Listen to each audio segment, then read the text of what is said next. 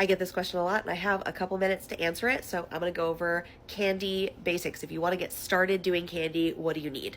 For string, I like to use 1.2 millimeter cloth covered stretch cord. I get this on Amazon. I've got some of them linked in my bio if you want like the easiest possible way to get it.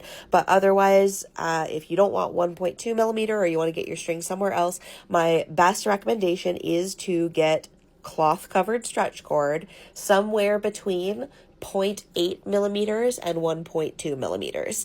Smaller than that and it will snap very easy. Thicker than that and you will have trouble getting it through some of the beads. Speaking of beads, you don't need this many beads in order to get started. I am just a freak. But this type of bead is called a pony bead. They are made of plastic. Most candy uses these beads. I get them from beadtin.com.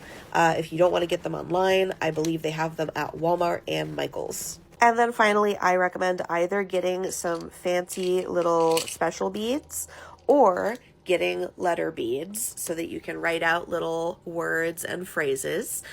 You can obviously get both. I will say technically neither of these is like a requirement to get started, but I do think that if you only make candy with pony beads and no other decoration, you will probably get bored really fast. So this type of letter bead I get from beadtin.com, and this type of letter bead I get from baseheadbeads.com.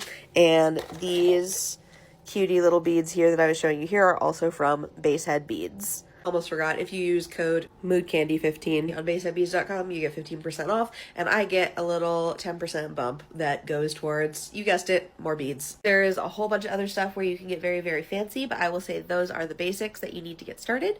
And then if you are not sure how to make candy or what to make, good news, bestie, I make tutorials. They are on my YouTube channel here, and I also have a playlist full of tutorials from other tutorial makers if my style does not speak to you, or if you go through all my stuff and you want more.